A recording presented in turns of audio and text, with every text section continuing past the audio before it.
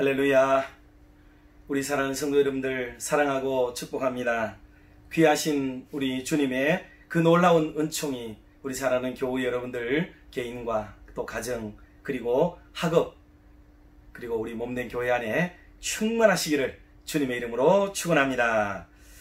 오늘도 지난 주일과 같은 사도행전 1장 8절에서 11절을 본문으로 해서 다시 오실 예수 그리스도라는 제목으로 계속해서 사도신경 강의를 이어가도록 합니다. 먼저 사도행전 1장 11절 말씀만 제가 봉독하도록 하겠습니다. 이르되 갈릴리 사람들아 어찌하여 서서 하늘을 쳐다보느냐. 너희 가운데서 하늘로 올려지신 이 예수는 하늘로 가심을 본 그대로 오시리라 하였느니라. 아멘. 사도신경의 다음 부분은 하늘에 오르사 하나님 우편에 앉아 계시다가 그리고는 저리로서 산자와 죽은 자를 심판하러 오시리라. 그렇게 말씀한 부분이에요. 저리로서 산자와 죽은 자를 심판하러 오시리라. 여기서 우리는 늘 고백을 하면서도 저리로서라는 말이 이게 무슨 말인가 생각을 해보신 적이 있는지 모르지만 또 궁금하신 분은 궁금해 했을 거예요. 저리. 이 저리라는 말은 이리저리라는 뜻이에요. 이리저리. 이리저리라고 말할 때 쓰는 저리. 이쪽, 그 다음에 저쪽이란 말이죠. 그래, 저쪽에서부터, 저리로부터, 우리 주님이 오신다. 그런 뜻이에요. 이 저리가 어디겠어요? 거기는 주님이 계신 곳, 하나님의 나라, 주님이 계시는 영광된 장소, 승천에서 계시는 그 장소, 바로 거기서부터 우리의 시선이 집중되는 곳, 우리의 소망이 있는 그곳, 바로 우리가 머물게 될 그곳, 저리로서부터 우리 주님이 오셔서 우리에게 우리를 데리고 하나님의 나라로 데려가시기 위해서 오시는 그쪽이다. 그런 뜻으로 저리로서 그렇게 말씀을 한 내용이에요. 그래서 이제 오늘부터는 사도신경을 외울 때도 저리로서라는 말의 의미가 그런 뜻이구나 하고 다시 한 번 더 생각을 하며 고백을 하면 좋겠어요. 다시 말씀드리지만 주님이 지금 어디 계시다고요? 주님은 지금 하늘 보좌에 계시죠. 하나님 우편에 계십니다. 그곳에 가시기까지 주님은 참 많은 고초를 당하셨고 죄인이 되셨고 우리의 죄짐을 담당하셨습니다. 수많은 사람들로부터 채찍을 맞으시고 이렇게 함부로 대함을 받게 되고 비인격적인 대응을 받게 되고 조롱하고 부당한 대우를 받는 차마 말로 하기 어려운 그런 일들을 다 당하셨어요. 왜요? 그게 바로 저와 여러분의 죄 때문 아닙니까? 그러니 얼마나 감사하고 얼마나 귀한 주님의 그 모습이시겠냐고요. 그러니 우리가 그 주님 다시 오시기를 기다리고 소망하는 마음이 우리에겐 참 중요합니다.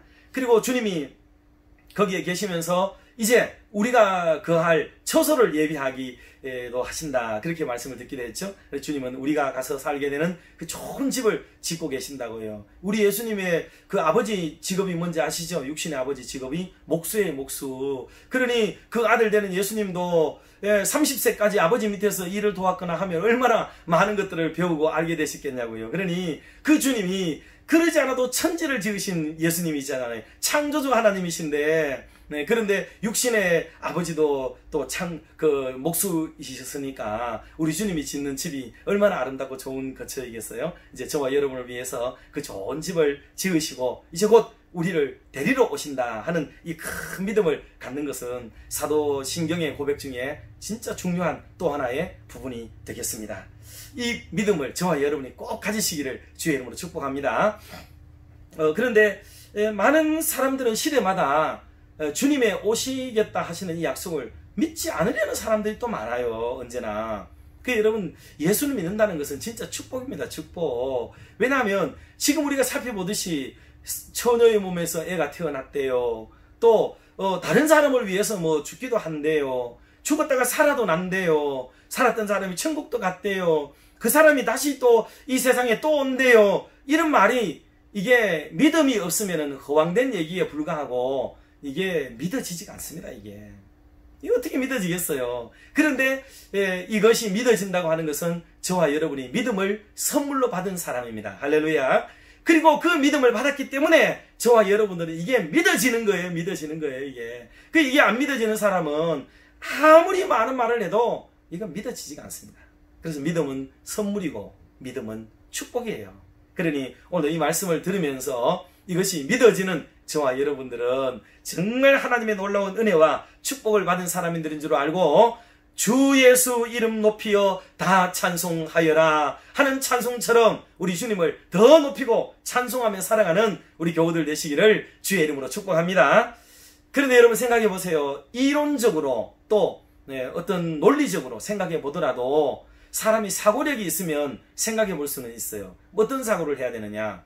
예수님이 이 땅에 오셨다. 또 우리 죄를 위해서 죽으셨다. 그런데 그럴 때마다 예수님이 오실 것을 이미 2000년 전부터 예고를 하시고 또 말씀대로 십자가에 돌아가시고 그리고 말씀대로 살아나시고 그리고 인자는 들려야 하리라 등 여러 말씀들을 통해서 이미 예언하신 대로 승천하시고 그동안의 주님의 그 일련의 일들은 하나같이 그냥 그때마다 되어진 게 아니에요. 다 예언되고 예고되고 미리 다 알려졌던 말씀들이에요. 그 말씀대로 하나하나 차곡차곡 이루어져 갔다 이 말입니다. 그러니 생각이 있으시다면 이제 그렇게 하나하나 이루어지신 것처럼 다시 오마 하신 그 약속도 이루어지게 될 줄로 믿는 믿음을 갖는 게 당연한 사고의 귀결이고 논리의 귀결이 되어야 합니다. 그러니 사실 이것만 보더라도 예수님의 오심을 믿어져야 되는 거예요. 이게 정상적인 사람이라면 믿어져야 되는 거죠. 그런데 이것을 거부하고 믿지 않는 분들이 참 많으세요. 의외로. 그래서 저와 여러분들이 하나님 우편에 앉아 계시다가 저리로서 산자와 죽은 자를 심판하러 오실 이 주님을 마음속에 간직하고 살아가시기를 주의 이름으로 축복합니다. 우리 아버지도 또 우리 할아버지도 제 아버지만 말하는 게 아니고 우리 전체를 지칭해서 우리들의 아버지, 우리들의 어머니, 우리들의 할아버지, 할머니 그 윗세대들이요 계속 바라고 소망하며 살았던 게 뭐예요? 먼 하늘 흰구름만 떠도 내 주님 오시는가 해 하고 서쪽 하늘 붉은 노을 그렇게 노래 부르면서 주 오심을 대망하고 살아가던 게 우리 전통적인 믿음 아니에요. 이 믿음 하나가 최고입니다. 최고. 결국엔 주님 다시 오신다는 이 믿음이 믿어지지 않으면 그간의 믿음 말짱 도루묵이에요. 말짱 도루묵. 이게 진짜 중요한 거거든요. 그런데 생각해 보세요. 초대교회 성도들은 주님이 죽으시고 다시 살아나시고 승천하시고 이 일련의 일들을 다른 사람에게 알리고 증거하고 선교하고 전도하고 전파하기 위해서 그들은요 삶이 아닌 삶을 살았어요. 비참하게 삽니다. 매도 맞고 오게도 가고 간직도 빼앗기고 재물도 빼앗기고 심지어는 죽음도 당하게 되고 그 죽음조차도요 비참하게 죽음을 당하는 일이 많고 그 부당한 대우를 말도 못하게 당했습니다. 그분들이 그 일들을 당하면서도 한 가지 딱 믿음이 있었어요. 한 가지 믿음. 그 믿음이 뭐냐 하면 그게 바로 다시 오실 예수님 믿는 믿음이에요. 이 재림의 믿음 하나 가졌기 때문에 그들은요 그 많은 시간 동안 엎드리고 참고 견디고 인내하고 그러면서 그 믿음을 지켜나갈 수가 있었던 거거든요. 그러니 오늘 저와 여러분에게도 이 마지막 믿음 다시 오실 주님을 믿는 이 믿음이 없으면 사실 믿음 생활 말짱 도루묵입니다. 말짱 도루묵이에요. 이 믿음이 모든 앞선 믿음을 완성시켜가는 참 중대한 믿음이 되는 거죠. 하나님의 아들이시고 심판주이신 예수 그리스도를 믿는 이 믿음을 저와 여러분이 꼭 간직하고 어려워도 힘겨워도 억울해도 분통이 터져도 마라나타 주 예수여 오시옵소서라는 이 큰 믿음을 가지고 살아가는 저와 여러분 되시기를 주의 이름으로 축복합니다. 그런데 이게 못 믿을 줄 알고 주님이 말씀을 하셨어요. 믿을 수 있도록 말씀을 하셨는데 누가복음 9장 26절에 보니까 누구든지 나와 내 말을 부끄러워하면 인자도 자기와 아버지와 거룩한 천사들의 영광으로 올 때에 그 사람을 부끄러워하리라 하는 그런 말씀을 하셨어요. 그 주님이 다시 온다는 걸 분명히 말씀했죠. 문장 속에서. 자, 그러니 저와 여러분이 어떤 경우에라도 주님 오심을 늘 대망하고 이걸 부정하지 말고 주 오심을 사모하면서 살아가는 우리 성도들이 되어야 될 줄로 믿습니다. 그런데 주님이 오신다는 말을 두 가지 측면으로 말씀을 했어요. 두 가지 측면으로. 하나는 심판주로 오실 것을 얘기했죠. 이건 이미 우리가 잘 아는 대로 마지막 백보자 심판대가 이루어지게 되죠. 예수 믿는 사람들에게는 이 심판은 의의 재판이 되어서 모든 믿는 자들을 구원시키는 과정으로서 심판이 이루어지게 되겠지만, 그러나 예수님을 믿지 않는 자들에게는 이건 정말 영원한 불못에 들어가게 만드는 심판이기 때문에 말 그대로 진짜 심판이 되는 거죠. 이 심판을 하는 놀라운 심판주로 주님이 오시겠다 하는 그 말씀인 거예요. 이게 참 무서운 말씀이기도 하죠. 그리고 또 하나는 주님이 승천하시면서 내가 올라가면 다른 보혜사를 보내겠다라고 말씀했다 그랬죠. 그게 바로 성령으로 오시는 주님이신데, 이 성령은 이미 오순절을 통해 가지고 이미 이 땅 가운데 오셨어요. 저와 여러분 가운데도 오셨고, 우리가 내주하시는 성령님, 성령님은 곧 예수님의 다른 이름이에요. 그 예수님과 다른 분이 아닙니다. 그러니 예수님은 이미 우리에게 오셨고 또 오시리라. 이걸 잘 기억을 해야 돼요. 신학적인 용어인데, 오셨고 오시리라, 요거예요. 그래서 이미 오셔서 우리 가운데 계십니다. 임마누엘로 계시고 내주하시고 우리 삶에서 역사하시고 나를 도우시고 함께 하시는 그런 귀한 주님이시기도 하지만, 마지막 날에 또 우리에게 오셔서 우리의 모든 것들을 청산하고 정리하고 심판해서 믿는 사람들을 데리고 가실 주님이 바로 예수 그리스도시다 하는 이 믿음이에요. 자, 이 믿음을 저와 여러분이 꼭 가지셔야 되고요. 그리고 바울도 계속해서 예수님의 재림을 증언을 했습니다. 로마서 2장 16절 같은 데서도 이런 내가 전하는 복음대로 하나님께서 그리스도를 내세우셔서 사람들이 감추고 있는 비밀들을 심판하실 그날에 드러날 것이다 라고 얘기를 했어요. 감추어진 것을 다 드러내는 그날이 오게 될 것이다. 그 참된 심판이 이루어진다는 거죠. 근데 여러분 생각해 보세요. 주님 앞에서 했던 것들, 이게 다 드러난다는 거죠. 숨은 봉사, 익명, 무명으로 했던 것들, 남들 모르게 부끄러워하며 했던 것들, 숨기면서 했던 것들, 하나님께서 숨은 데서 일하는 것, 이렇게 은밀한 곳에서 행하는 것조차도 주님께서 다 알고 칭찬해 주겠다, 환한 백주에 드러내 주겠다라고 하신 것처럼 그 믿음 가지시고 이렇게 숨어서 봉사하고 헌신하고 그리고 참고 견디고 인내했던 그 모든 것들 주님이 오시면은 다 들춰내서 알게 하겠다는 거죠. 천하 사람들이 다 알도록 만들어 주겠다는 거죠. 얼마나 놀라운 칭찬이겠습니까? 주님 앞에는 숨길 게 없거든요.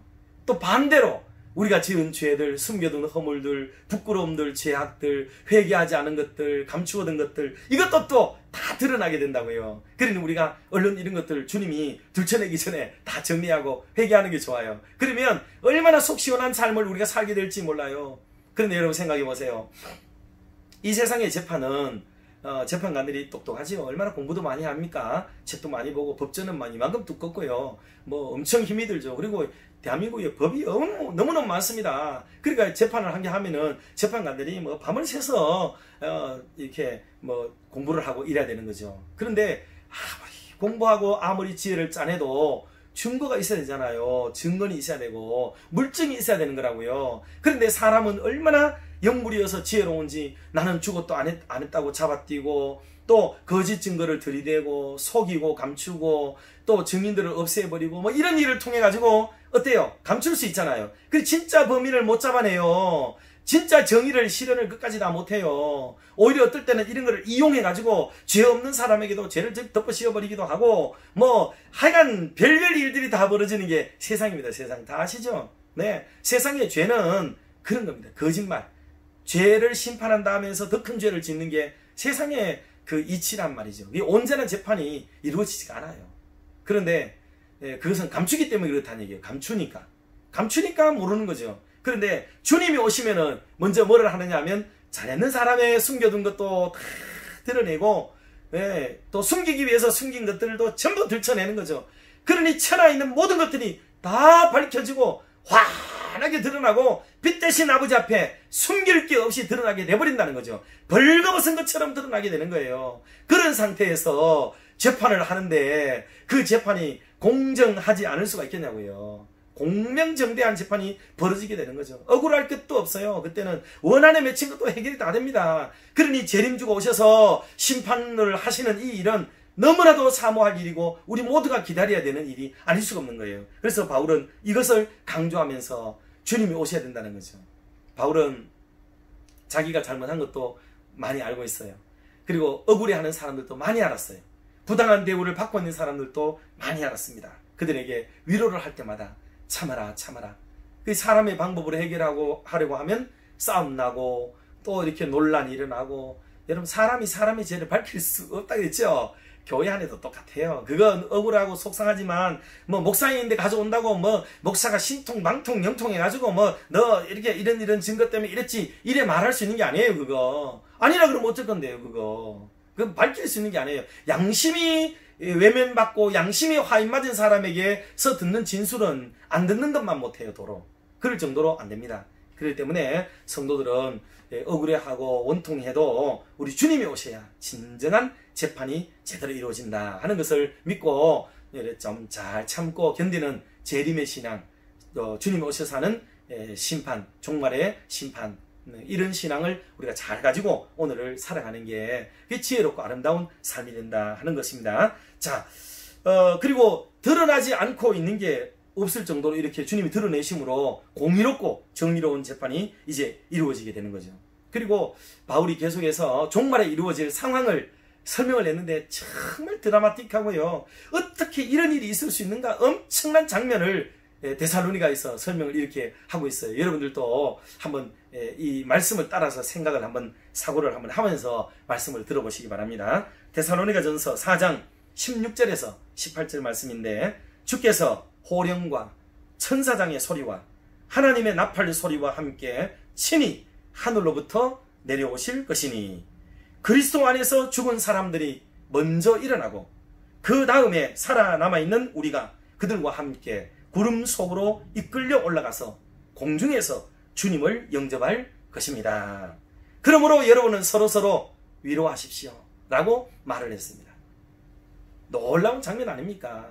이 마지막 장면, 이런 은혜의 순간을 우리가 사모하는 거죠. 오셔가지고 믿지 않는 자들을 저 영원한 곳으로 영벌로 데려가 버리고 우리 그리스도인들을 영생의 복락을 누릴 수 있도록 우리 하나님이 영원한 상급의 자리로 우리를 이끌어 가시는 이 놀라운 장면, 공중에서 주님을 영접하게 되고, 참 이 광경이 말할 수 없는 광경인 거죠. 그 은혜로운 장면을 우리에게 주시는 겁니다.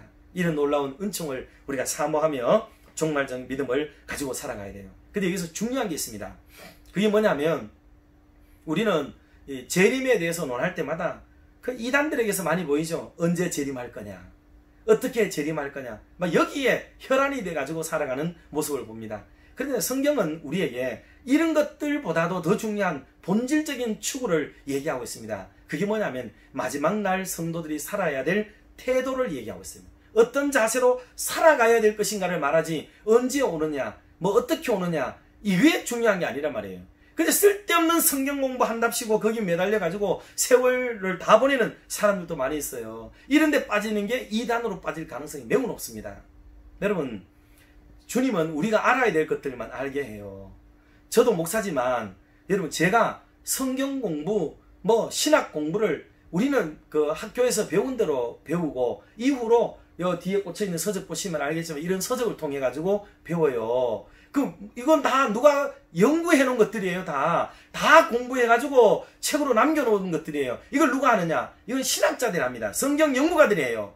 이거는 그들의 몫이에요. 그들이 잘합니다. 잘 살피고 영감 있게 공부를 해가지고 이렇게 해놓으면 저희들은 돈 주고 책 사고 해가지고 이 책을 읽고 공부를 해가지고, 이거는 목회적으로, 목회자는 그걸 다 할 수 있는 게 아니에요. 목회자는 이미 나와 있는 공부와 교재를 활용해가지고 이거를 녹이고 이거를 말씀으로 만들어서 우리 성도들에게 가르쳐서 성도들의 삶에 목양을 해가는 거죠. 목양을. 그래서 성도들이 하나님의 마음에 합한 종이 되고 그런 신실한 삶을 살아가도록 돕는 목양을 하는 게 우리의 몫이란 말이에요. 그런데 성도들이 어떻게 성경 연구가가 되고 신학자가 되고 막 그거를 하려고 하냐고요. 그게 옳은 게 아니라는 거죠.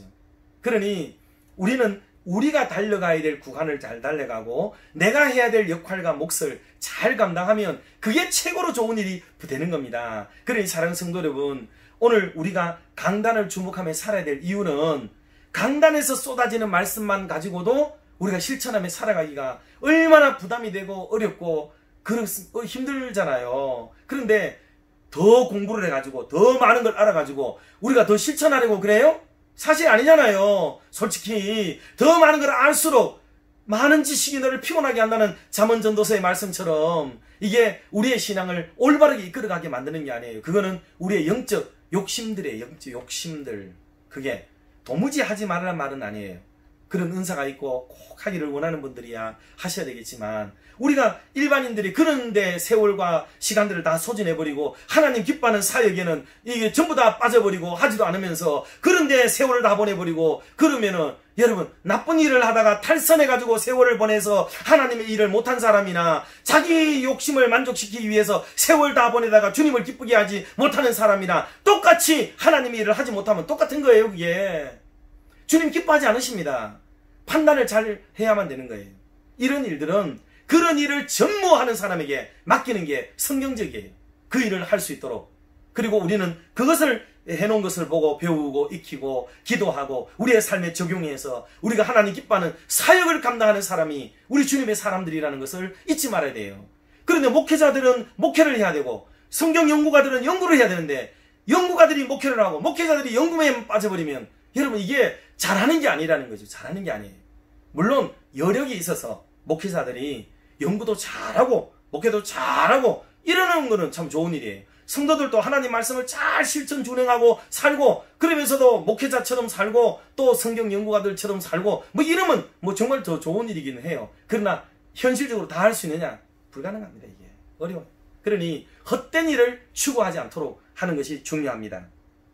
그래서 심판에 대해서 논할 때도 여러분, 이단들은 이 심리를 잘 알아서 사람들에게 그 시기에 대해서 공부하도록 만드는데, 그거는 시기를 공부하기 위해서 그런 게 아니에요. 시기의 위급함, 긴박함을 사람들에게 심어줘서 공포를 심고 두려움을 심고 어쩔 줄 몰라 하도록 만들고, 그 사이에 자기들이 노리는 것을 빼가려고 하는 전략으로 그렇게 하는 겁니다.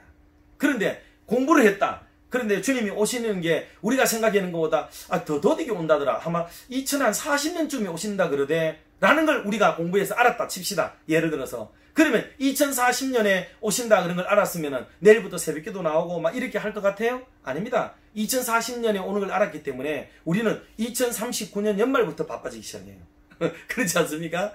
우리는 그런 사람이에요. 꾀를 내고 악을 도모하고 이 요령을 피우고 게으름을 피우는 인간이지, 그거 알아가지고 유익이 있는 줄 아세요? 하등의 유익이 없어요. 이게 그러니 그게 속이는 겁니다. 속이는 거. 우리를 속이는 거예요. 영적 교만, 지적 자만에 빠지도록 만드는 사람들의 그 일들이 바로 그렇게 해가는 일들이다 하는 것을 기억하시면 되는 것입니다. 자, 그래서 사랑하는 성도 여러분, 주님 오실 날을 잘 대비하고 사는 게 중요해요. 이 외에도 성경에는 비유에서도 계속 주님이 말씀을 하세요. 다시 오실 주님에 대해서 비유로 말씀하는데, 무슨 신실한 종과 또 신실하지 못한 종의 비유도 나옵니다. 마태복음 24장, 25장은 다 종말장들이거든요.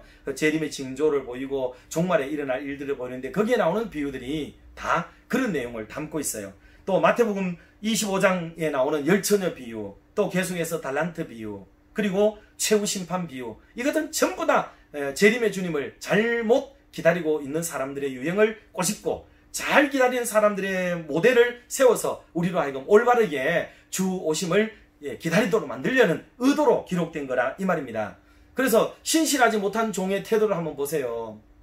종이 있는데 주인이 그 사람에게 참 남다른 지위를 허락하잖아요. 다른 종들을 돌보도록 이렇게 만들고, 창고 열쇠도 맡기고, 때를 따라 양식을 나눠주도록 만들고, 물질도 어느 정도 마음대로 쓰도록 해줬다고요. 그런데 그런 정도의 놀라운 일을 받았으면 이 사람이 주인이 언제 올지 모르니까 두렵고 떨리는 마음으로 주인이 올 때 칭찬받을 수 있도록 열심히 하는 게 마땅한 일이겠는데, 그 많은 걸 받아가지고는 뭐를 해요?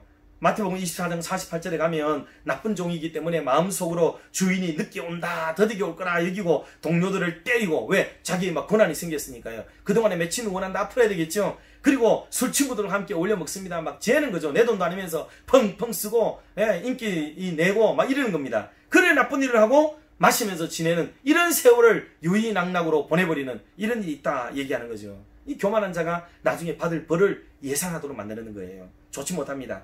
열처녀 비유도 마찬가지인데, 잘 아시다시피 5 처녀는 기름을 잘 준비했잖아요. 그런데 5 처녀는 오직 자기 쓸 기름만 준비했다고요. 자기가 생각하는 타이밍에 주인이 올 줄로 생각했어요. 그런데 주인이 더디게 왔잖아요. 그러니 여분의 기름이 없어서 더 이상은 이 신랑을 기다릴 수 있을 기름이 없으니까 이게 문제가 생기게 된 거예요. 그러나 여분의 기름을 늘 준비했던 이 5 처녀는 이렇게 문제가 되지 않았던 거죠. 그러니 오늘 우리가 살아가면서도 주님의 사랑을 나누고 베풀고 사는 이게 얼마나 중요한지를 잘 깨달아야 되면 그게 주 오심을 예비하는 게 되는 거예요. 나만 알고 내 가족만 알고 살아가는 이기적인 사람들은 전부 자기 기름만 채우고 사는 사람이에요. 그런데 넉넉하게 준비하고 더 더디게 올릴지라도 문제 없도록 부족함이 없도록 준비하는 이것이 바로 주님이 기뻐하실 등불의 기름을 준비하는 삶이라 하는 거고요.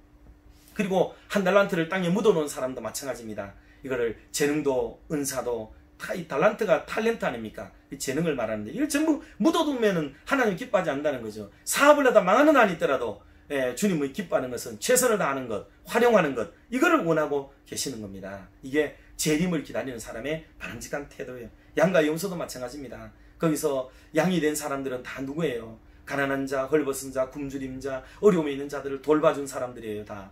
물론 이 염소는 그렇지 못한 사람들을 일컫는 사람들이었어요. 그 사람들 전부 하나는 데려가고 하나는 버려둠을 당하는 이런 일이 벌어지게 되었던 거죠. 물론 예수를 이런 일을 한다고 구원을 받는다는 걸 말하는 게 아니라고 말씀을 드렸어요. 그러나 예수님을 믿고 구원을 받은 사람이라면 반드시 그의 삶의 현장 속에 선한 행실이 나타나도록 된다는 것을 보이는 거예요. 나는 예수 믿었는데 잘 믿고 있는데 라고 고백하면서도 선한 행실이 나타나지 않는다. 그거는 검산해보면 그 진짜 예수를 믿는 구원적 믿음을 소유하고 있는 건 아니에요. 이걸 잘 검산을 해봐야 됩니다. 검산. 이게 오늘 드리는 말씀의 전부입니다. 사랑하는 성도 여러분, 언제 주님이 다시 오시더라도 기쁨으로 맞이할 수 있도록 우리가 준비해야 되겠고, 또 아울러서 우리가 언제 주님 앞에 서게 될 수도 있잖아요. 그럴 때를 대비해서 부끄럽지 않게 설 수 있는 그런 저와 여러분의 남은 믿음의 삶이 다 될 수 있기를 주의 이름으로 축원합니다. 같이 기도하겠습니다. 사랑 많으신 하나님 아버지, 오늘 밤도 저희들이 말씀 앞에 앉았습니다. 주신 말씀 기억하며 재림의 신앙으로 무장하게 하여 주시옵소서. 갈수록 주님을 멀리하고 갈수록 주님을 배반하며 갈수록 주님을 기억하지 않는 그런 시대가 되어가고 있습니다. 이럴 때에 약속을 부여잡게 하여 주시옵소서. 말씀에 귀를 기울이게 하여 주시옵소서. 다른 모든 말씀이 이미 이루어진 것처럼 재림의 말씀도 다시 오마 하신 말씀도 반드시 이루어질 것으로 믿고 이 약속 붙들고 승리하며 살아가는 우리 성도들 되도록 인도해 주시옵소서. 주님 다시 오실 때에 결코 부끄럽지 않도록 우리 할 일을 다하게 하여 주시옵소서. 우리의 인생 성적표가 주님 앞에서 부끄럽지 않게 하시고 원수 앞에서 주님 얼굴을 세울 수 있도록 은혜를 주시오며 원수들의 입을 막아버릴 수 있도록 최선을 다하는 삶을 살아가게 하여 주시옵소서. 이 복음이 온 천하에 전파되고서야 끝이 온다고 하셨습니다. 주님 다시 온다고 하셨습니다. 이 복음 전파하며 힘차게 살아서 주 오심을 앞당기는 큰 믿음을 우리 모두에게 허락하여 주시옵소서. 하나님 아버지, 우리 사는 대구 땅에 이렇게 코로나19의 바람이 완전히 멈추게 하여 주시고 오직 복음의 바람만 불게 하여 주시옵소서. 성령의 바람만 불게 하여 주시옵소서. 우리 태어난 자유 대한민국에 그리스도의 계절이 오게 하여 주옵소서. 이 복된 소식이 입에서 입으로 전파되어 온 천하가 주님께로 돌아오는 놀라운 역사와 기적의 역사를 허락하여 주시옵소서. 하나님, 특별히 기도하는 것은 우리 다음 세대들 중에 이 복음의 사신이 되겠노라고 다짐하며 두 주먹 불끈 쥐고 일어서는 믿음의 사람들을 허락하여 주시옵소서. 하나님, 우리 성도들의 일터에도 복을 더하셔서 물질에도 복을 주시고 육적으로도 큰 복을 주시되 이러한 영적인 복, 신령한 복들도 다 받아 누리게 하여 주시옵소서. 그리하여 성도들이 가는 곳마다, 우리 성도들이 사는 곳마다, 우리 성도들이 만나는 사람마다, 우리 성도들이 대하는 일마다 우리 주님께서 기뻐하시고 성령께서 동행하시고 우리 주의 복음이 함께하는 은혜의 삶이 되도록 역사하여 주시옵소서. 하나님, 병상에 누워있는 환우들을 특별히 기억하시옵고 병원을 출입하는 성도들 하나님 일일이 사랑하여 주시옵소서. 기억하여 주옵소서. 저들의 육신의 귀에도 영적인 귀에도 이 살아있고 항상 있는 주님의 복음의 능력이 저들을 고치게 하여 주시옵소서. 성령의 능력으로 회복시켜 주시옵소서. 이 밤에도 주님의 이름으로 조용히 부르며 나아가는 우리 성도들 각인에게 우리 주님 말씀으로 들려주시옵소서. 내가 너를 사랑한다. 내가 너를 축복한다. 이 한 말씀에 큰 위로를 받는 밤이 되게 하여 주시옵소서. 우리 주 예수 그리스도의 이름으로 기도드리옵나이다. 아멘. 예, 사랑하고 축복합니다. 특별히 우리 상가를 당한 가정, 또 결혼을 앞둔 가정 등 우리 성도들의 가정을 서로 돌아보면서 격려해 주시기 바랍니다. 감사합니다.